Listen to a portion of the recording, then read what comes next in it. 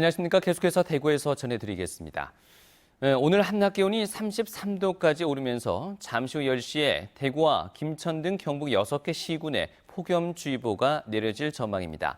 아침 기온은 대구 19.7도 등 14도에서 21도, 낮 기온은 대구, 영천, 의성 33도 등 28도에서 33도로 어제보다 2도가량 높겠습니다.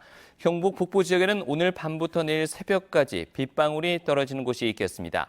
대구지방기상청은 당분간 30도를 웃도는 날씨가 이어지는 만큼 폭염 피해에 유의할 것을 당부했습니다. 김천경찰서는 병원 응급실에서 난동을 부리다 경찰이 입건되자 파출소에 불을 지르려 한 47살 A씨에 대해서 구속영장을 신청했습니다. A씨는 그저께 오후 1시쯤 김천경찰서 중앙파출소에 7리터짜리 휘발유통을 들고 와서 휘발유를 바닥에 뿌리다 현행범으로 체포됐습니다. 앞서 A씨는 같은 날 오전 김천의료원에서 의료진에게 욕설을 하고 행패를 부리다 업무 방해 혐의로 형사 입건됐습니다. 요즘 소나무 절도가 전국에서 심심찮게 벌어지고 있다고 합니다. 조경용으로 팔면 한 그루에 최소 수백만 원을 받을 수 있기 때문인데요. 중장비를 동원해서 새로 길까지 내면서 훔쳐가고 있다고 합니다. 박재영 기자가 그 현장을 추적했습니다. 경북 영천시 자양면의 한 야산 중턱. 풀과 나무가 뽑힌 자리는 온통 자갈과 흙으로 뒤덮였습니다.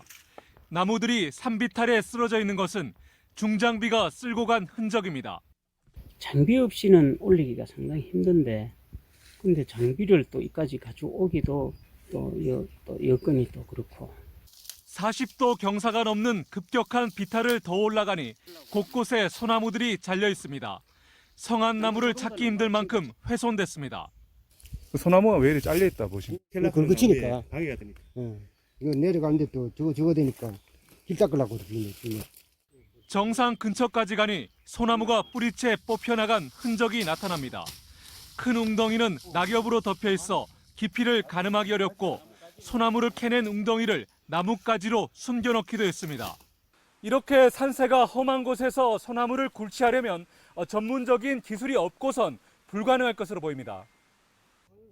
해발 600m 정상에 있던 소나무도 훔쳐갔습니다. 반나절 동안 확인한 소나무 절도 현장은 10여 곳이지만 실제로는 훨씬 많을 것으로 추정됩니다.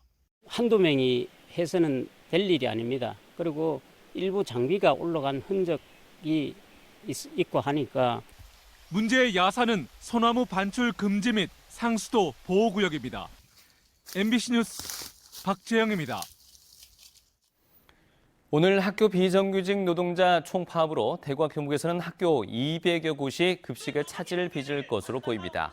교육공무직 노조와 전국 여성노조, 학교 비정규직 노조 등 800여 명은 오늘 서울 광화문에서 기본급 인상과 단체 협약 체결 등을 요구하는 집회를 갖습니다.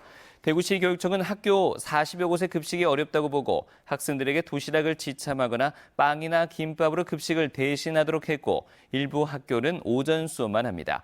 경상북도에서는 학교 150여 곳이 급식 차질을 빚을 것으로 예상합니다. 대구지법 형사 11부 김상윤 부장판사는 이 상품권을 싸게 살 수 있게 해주겠다며 수백억 원을 받아 챙긴 혐의로 기소된 70살 A씨에게 징역 10년을 선고했습니다. 재판부는 피고인의 범행으로 피해자들이 겪은 재산 피해와 정신적 고통이 크고 피해자 한 명은 극단적 선택까지 했는데도 범행을 부인하고 있어 엄벌이 필요하다고 밝혔습니다. A씨는 2017년 5월 서울에서 B씨에게 접근해 상품권을 4% 정도 싸게 사들여 되팔면 2% 상당의 수익을 낼 수 있다고 속여 상품권 구매 비용 132억여 원을 받는 수법으로 피해자들로부터 230억 원을 가로챈 혐의로 기소됐습니다. 이상으로 MBC 뉴스를 마치겠습니다. 고맙습니다.